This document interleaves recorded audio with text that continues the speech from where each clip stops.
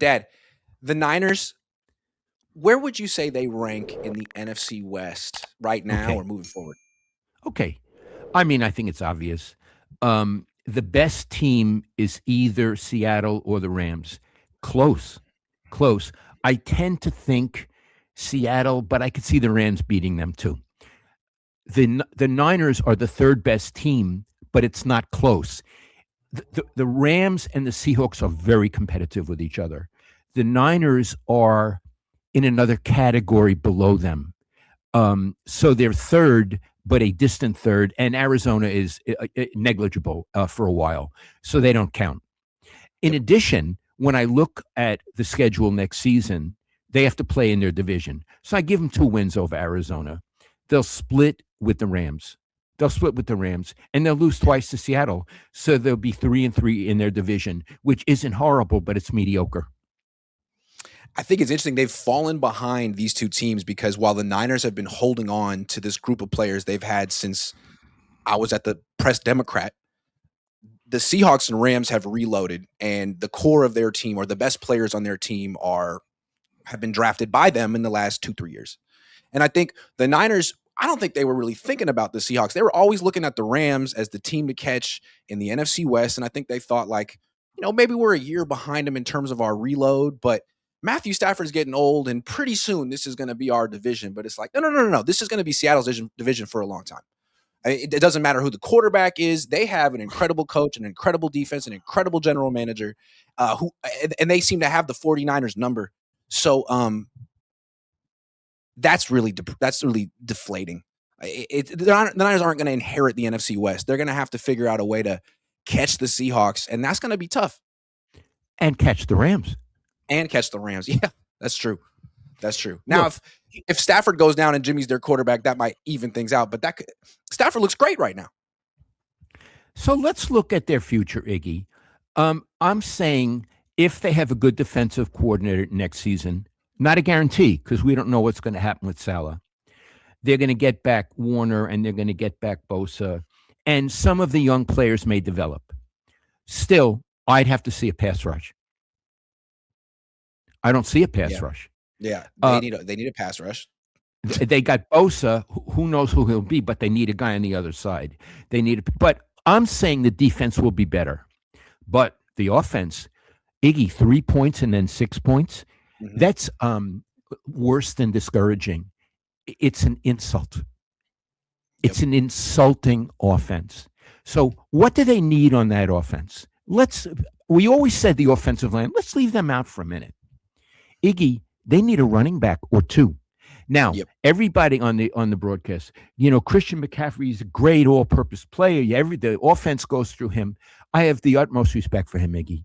I think he's a good, I just dropped this out of my ear, a good team player and apparently a good guy. Iggy, he's washed as a running back. Yeah. He's washed. I'm sorry. I think he knows it too. He's washed as a running back. So he's a gadget player. Fine. You can't have an offense with a gadget player. You need 2 running backs. Like Seattle has 2 running backs that they interchange. And they're good enough. So they need a run game. Yep. That you can't compete without a running game. Correct. Iggy, hold on. Pass rush and run game. Okay. You need a pass rush and a run game. These are not small things. Right. This is not one player. This is whole aspects of the team, and you're right. And you're not even done. Okay, pass rush, run game. Wide receivers. Iggy. It was supposed to be Ayuk and Pearsall.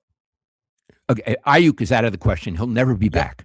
He'll never be. God knows what went down, but he'll never be back. And Pearsall, look, I really like the guy, Iggy.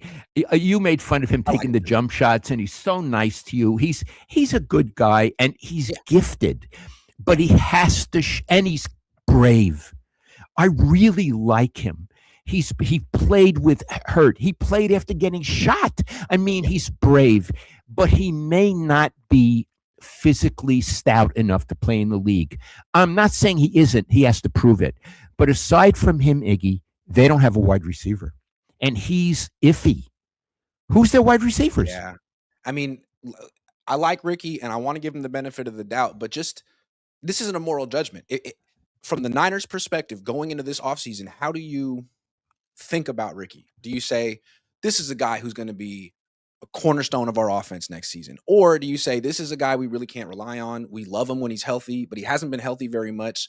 And we kind of have to operate as if we don't have Ricky Pearsall. Like, we need two starters at wide receiver. Or is Ricky one of them? I don't think you can think of him as a starter. No, I think you have to have two other guys, and you would start him, but you would have a guy ready to go in if and when he gets hurt. So now we got pass rush, run game, wide receivers. How about tight ends? How about tight end?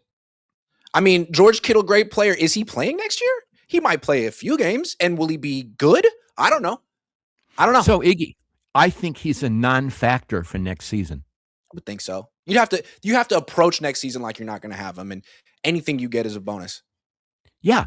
So you need Tonjes. You should have been planning for life after Kittle, like his eventual retirement but you weren't. Now you really do, because you have no idea how much he has left in his career. Bill would have planned. Bill Walsh would have planned. These guys, it's like they live in the moment. It's like they can't be one step ahead. So now they need. I'm saying, Farrell, I'm sure he's a nice man and tries very hard. Tonjes, and they need another guy. And I don't know what kind of blocker Tonjes is. I can't tell on television. I can't. He also got hurt. He also got hurt in this last game. They said it was a foot. I don't know. We'll see we'll hear from Kyle at some point. Okay, so we know that they also. This is a lot to need. Now, we used to say the weakest link was the offensive line. Actually, it may be the strongest link, and it's not that great. It's a pretty good offensive line. I know that, again, Brady said that McKivitz kept getting beat yesterday. Iggy, I have trouble seeing on TV, but I think he's a good player. I think now Trent Williams is an issue. They need to have someone ready to be a left tackle. They can't live in la-la land and presume that he's still a young man. He gets hurt. Sometimes he doesn't have good games. There has to be a stud right behind him at left tackle. It can't be Austin Pleasance, who's like on his 7th team and used to be on the practice squad. It's got to be someone you drafted that you think has potential. That's the backup for Trent Williams. So I guess, and let's say Purdy is good enough as long as he has Mac Jones behind him. Let's say he's good enough. So we're going to leave quarterback alone. Aside from quarterback, Iggy, they need a whole new offense. They need a whole new offense. Kyle Shanahan has to build it. And it can't be a bunch of guys you sign who are 30 years old. It's got to be young guys. And I don't understand what Kyle's thing is. He doesn't seem to like playing young guys. And you figure like, oh, he's got a good reason, right? And he must be watching them with real close, like a hawk in meetings and on the practice field. He's just not satisfied. But then when someone goes down and he has to play a rookie like last night, and it's the running back and he's averaging first carry 7 yards, it's like, Kyle, can you just not be bothered to play someone you don't know that well? I mean, what's going on? Is he not your friend? And what's the deal? I told you about him. I think he's a black and white thinker. You're a starter or you're nobody. Yep. Whereas other coaches are gray thinkers. I got a starter, but I want to try this guy too. I want to give my starter, who's old and gets hurt and is only averaging 3-point-something yards a carry, I want to give this other guy some carries. And a gray thinker, who I think is more sophisticated, would do that. Kyle is a black and white thinker. Either you start or you're nobody. Tonjes, when Kittle's around, he doesn't exist. When Kittle's not around, he's a good player. How come you don't play them both? And at the same time? Yep. He's a black and white thinker.